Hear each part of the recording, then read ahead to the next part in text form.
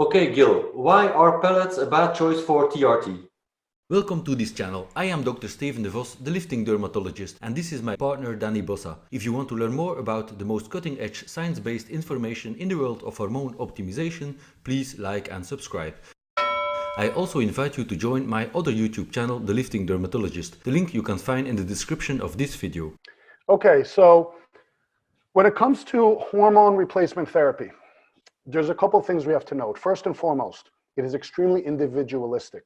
Not only does everyone respond differently and feel differently at different levels of serum, different levels of free hormones, and metabolize the hormone or the medication at different rates, whereby a 10 milligram administration on you may bring you here and it may only bring me here. There's so many variables when it comes to hormones that it's literally a trial and error game. Now, if you have a competent provider who's fairly experienced, okay, and they have a good knowledge base of case studies that they've done with other patients, they're going to be pretty efficient at dialing you in fairly quickly.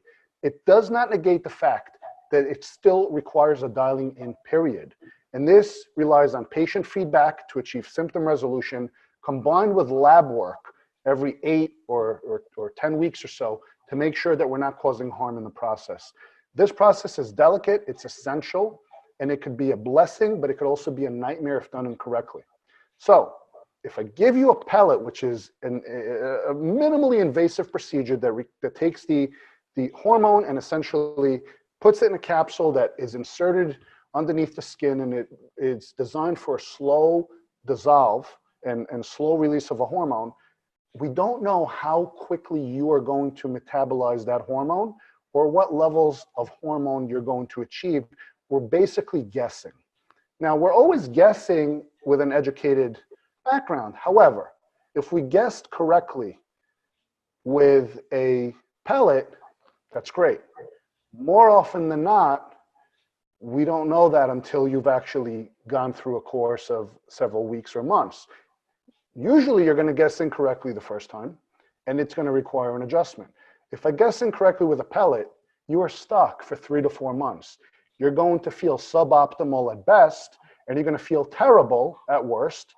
And you may even experience some side effects, especially for women when using testosterone pellets. You may begin to experience virilization symptoms, deepening of the voice, facial hair, enlarged clitoris. There's a lot of virilization symptoms where, if caught early enough, can be reversed. The longer you stay the course, the more irreversible and permanent they become. With a pellet, you do not have the luxury of making adjustments. You're stuck. Now, if I give you a form of administration, let's say like cypionate, the administration process on average is going to be twice per week, which is a pretty ideal cypionate protocol. This means that every 3 days, I have an opportunity to adjust levels, doses, and even change the frequency if needed.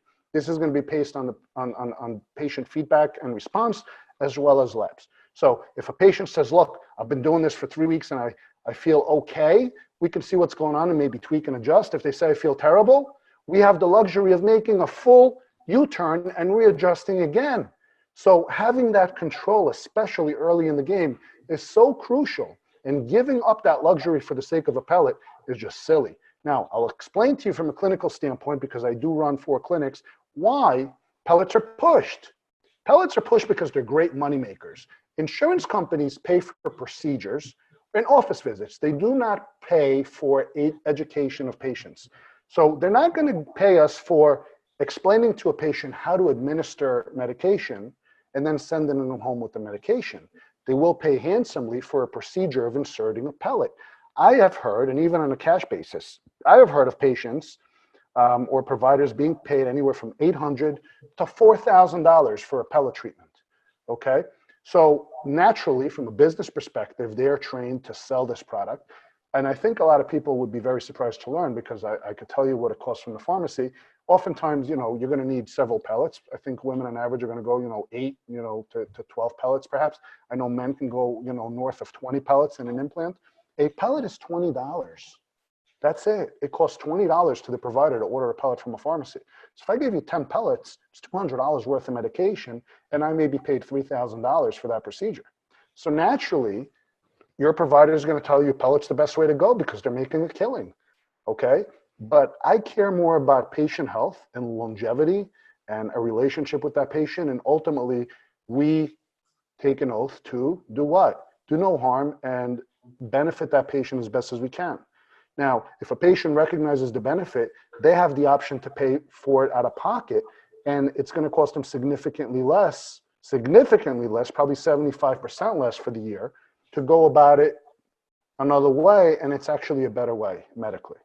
So at the end of the day, patients are going to appreciate the flexibility of adjusting their protocol accordingly as opposed to being stuck there, okay? If you've never drank alcohol before, Steve, I'm not gonna come up to you and say, look, I want you to have 2 glasses of vodka, go out on a drive and let me know how you do and hopefully you won't crash, okay? Because if you did that once and it didn't work, you're gonna stop. But what if I said for the next 4 months, I want you to do that every single day and you don't have the luxury of stopping? Well, if you had a bad reaction, too bad. You got 4 months of hell. And that is essentially, in a nutshell, what pellets are. Now, I do want, while we have attention on this, to clarify one thing which really, really irks me. The word bioidentical. This is a word that has been pushed so much on women in the hormone replacement therapy arena. Bioidentical does have a scientific meaning, and I'm going to briefly explain what it is. It has nothing to do with the form of administration. And it is being touted as a marketing term to scare women out of a less lucrative treatment and into these lucrative treatments by calling them bioidentical. Bioidentical simply means, when you break down the word, bio as in biological, meaning living organism, and identical. Your body recognizes a bioidentical hormone on a molecular level, okay? So testosterone has X amount of carbon atoms, X amount of hydrogen, and X amount of oxygen. That does not change. All testosterone is the same. All estradiol is the same. It is all bioidentical.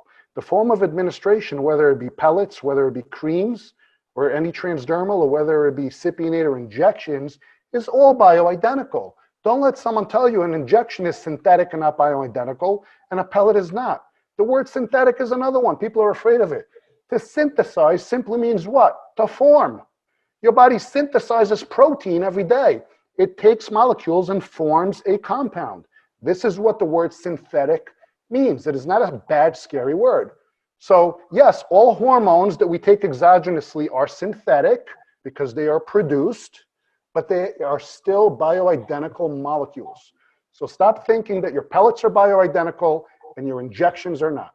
It is false, it is marketing rhetoric, and it is designed for profit. So when you understand that, you can start approaching your health with more autonomy and more understanding to benefit you, and stop lining the pockets of the companies putting out this nonsense. That's my word on that. Okay, thanks, Gil, for your very honest and clear explanation on that. My pleasure, Steve. Thank you. Thanks.